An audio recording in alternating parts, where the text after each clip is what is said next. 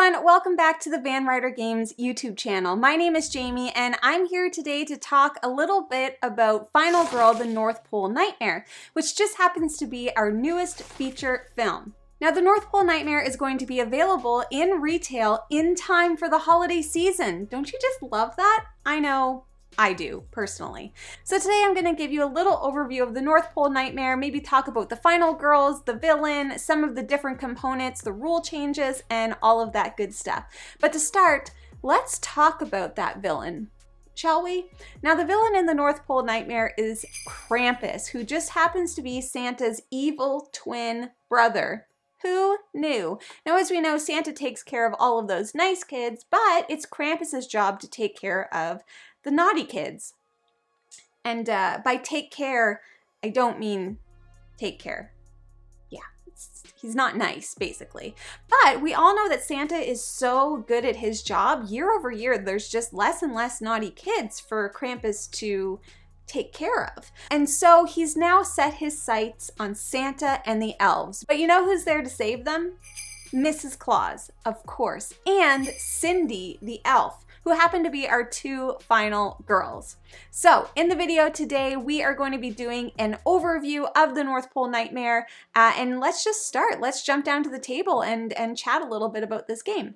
All right, so I have set up a little bit of a scenario here for you so that we can talk about all the different mechanics and things that you may see that will come up. A few things I'd like to mention to start. I do have here with me the Series 2 playmats, which are not included with the game, as well as some upgraded components. If you're interested in learning more about any of these additional products, you can always go and check out our website at vanrydergames.com. Let's chat about Krampus, who is our villain.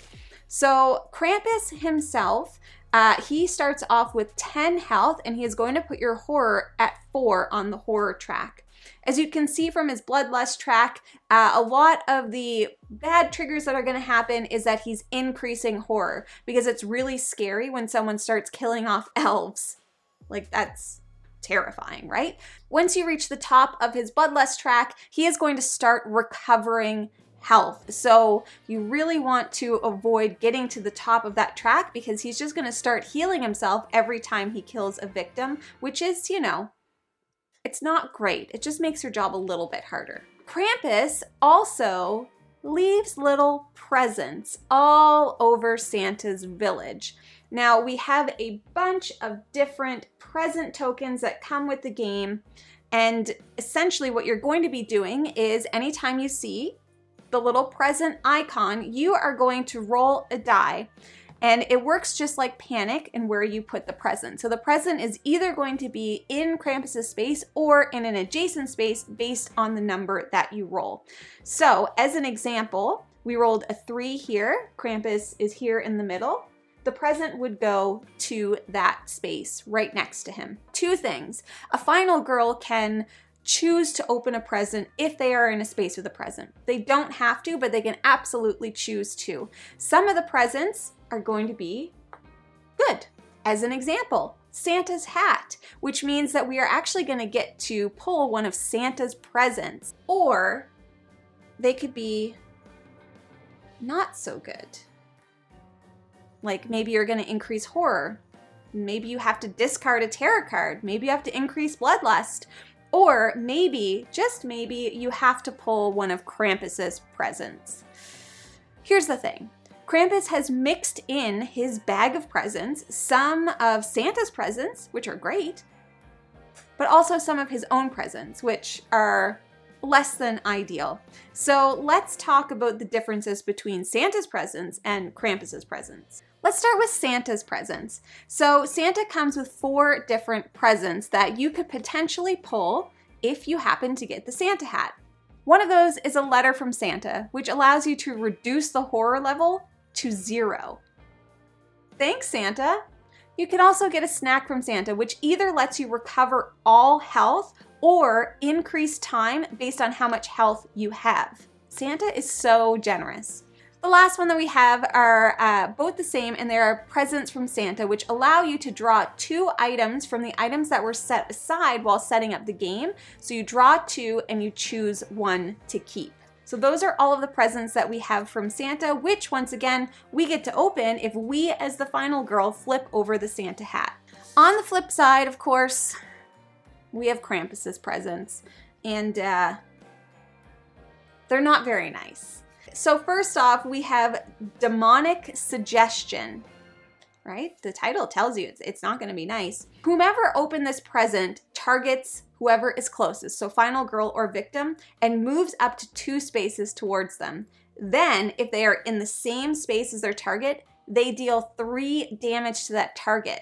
If the final girl had drawn this present, had flipped this present, they would essentially be killing one of the victims, an elf. If an elf had done it, they would either be killing another elf or coming at the final girl. By the way, not sure if I mentioned it, but all of the victims in this set, they're Santa's elves.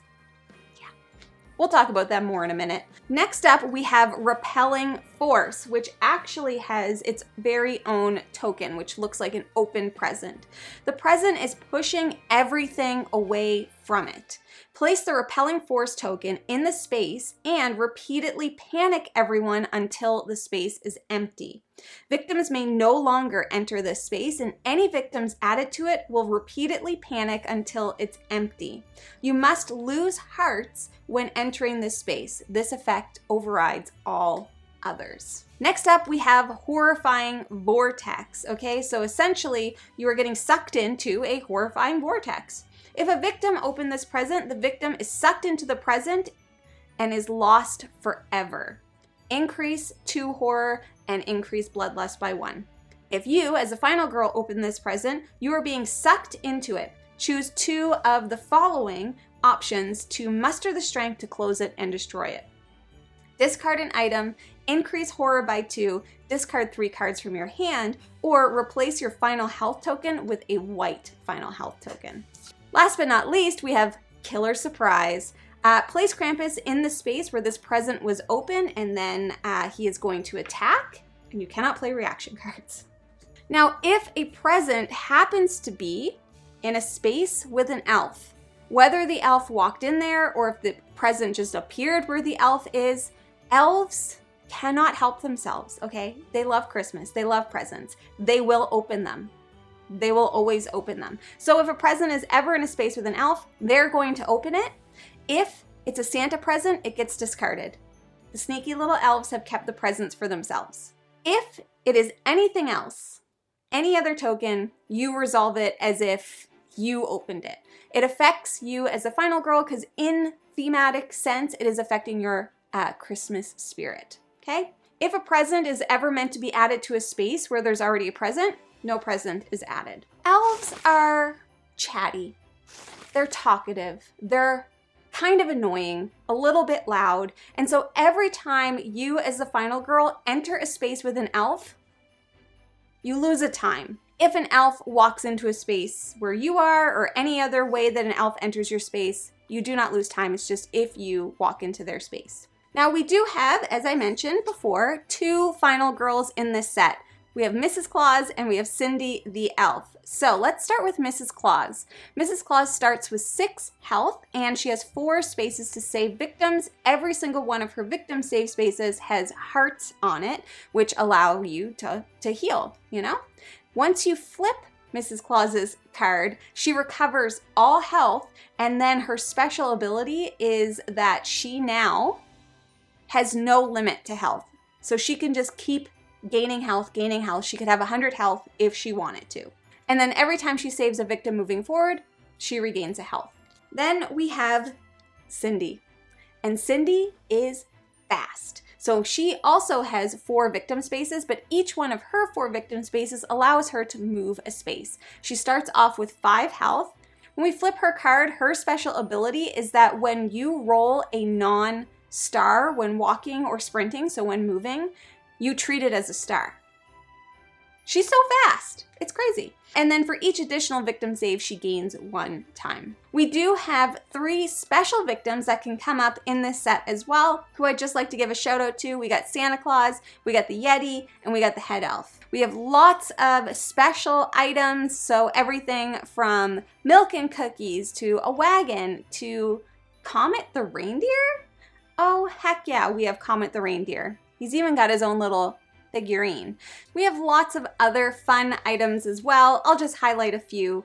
We have Misfit toys, which have their own tokens as well. We, of course, have some weapons here, like an ice skate. We have snowballs, which takes up one hand as well. If this card is ever revealed, you don't need to play a search action. You just take it. And of course, we have milk and cookies, because what's not more healing than milk and cookies? This is how Santa lives for so long. And just as with every set, we've got some nice thematic terror cards that you can have. Santa, where are you? Elf Hunt. My personal favorite one that I will highlight is the elves are fighting back. And that is where the elves have had enough, okay? And they fight back and they try and attack the killer. They try to help you, which is really very sweet of them considering they've already stolen all of your presents. I also wanted to highlight one special event card that we have here, which is a blizzard, which comes with its own tokens. You may not move into a blizzard space because there's a little blizzard in that area. So you're putting out the blizzard tokens and they are moving during upkeep phase. They're kind of moving around the board and it just makes it so that you can't enter that space. So it hinders your movement, which is pretty neat. And of course, Krampus also has some, very not so nice finale and dark power cards. As an example, we have explosive gifts, which means every time that a present is opened, you have to roll a die. And if you roll a 1 or a 2, the gift explodes and whoever's holding it gets hurt. And then as an example of a finale card, we have unholy gifts. During the upkeep phase, you move Krampus to the nearest present, remove the present, and he recovers 2 hearts. This set, it's all about getting some life. Putting some life back into you. And that is a brief overview of the North Pole Nightmare. Now, if you are interested in Final Girl, the North Pole Nightmare, all of the information will be down in the description for you below. When it is available, you can find it at your friendly local gaming store as well as at vanrydergames.com, and it should be available in stores mid-December. Once again, if you have any questions, please leave them in the description below. We'd be more than happy to answer any questions that you have. Or why not join the Van Ryder Games Discord, where we can keep this chat going on and on forever, just like how long Mrs. Claus lives. Thank you so much for watching. We'll see you again soon, and happy hunting.